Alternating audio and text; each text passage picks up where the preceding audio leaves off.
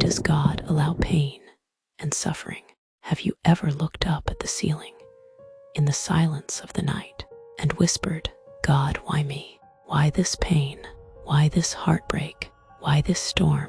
Before we go deeper, I want to ask you something personal. Have you ever faced something so painful that it shook your faith?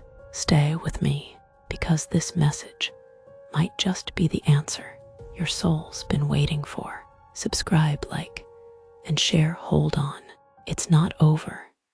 If this message speaks to your heart, and if you'd like to bless this ministry, visit or buymecoffee.com/SBCLGFT. Let's begin.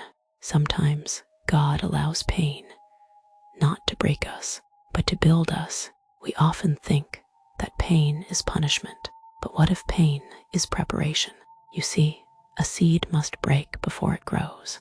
A diamond must endure pressure before it shines. Gold must pass through fire before it becomes pure. And a heart must sometimes be shattered before it becomes open enough to receive grace. What if your suffering is not a sign that God has left you, but a sign that He is working within you? There's a story I heard once. A little boy watched a butterfly struggle to escape its cocoon. Moved with compassion, he gently cut it open. The butterfly came out easily, but it never flew. Its wings never developed strength, because the struggle was what it needed to grow strong. That struggle was God's design. Sometimes what feels like cruelty is actually mercy in disguise. We say, God, remove the pain. But He says, if I remove the pain, I remove the process. Because in the pain, you learn to pray like never before. You listen with a heart wide open. You let go of what you thought you needed, and you hold on to Him. Pain makes us pause. Suffering makes us surrender. And in that surrender, we find God.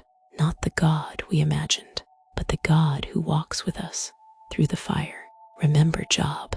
He lost everything: wealth, children, health. He cried, he questioned, but he never gave up on God. And in the end, God restored everything. But more than restoration, God gave him revelation, because the goal was never just healing.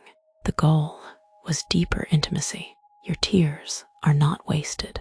He bottles them, He knows them, He counts them, and maybe, just maybe, the pain you're facing now is shaping the person you were always meant to be. Let me say this gently. Some of the most powerful testimonies come from the deepest wounds.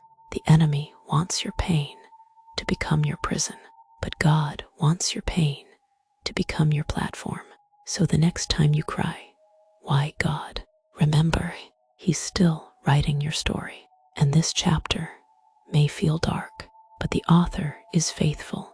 Pain may visit, but it will not stay. Joy comes in the morning.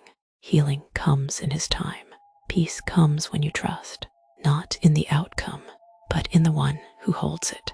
So hold on, even when it hurts, especially when it hurts, because God is closer than you think, and your breakthrough might be just one prayer away. What pain are you trusting God with today? Comment below. Your story might be the reason someone else holds on. Subscribe, like, share, and if you feel led to support, visit or buymecoffee.com/SBCLGFT. You are not alone. Hold on, it's not over.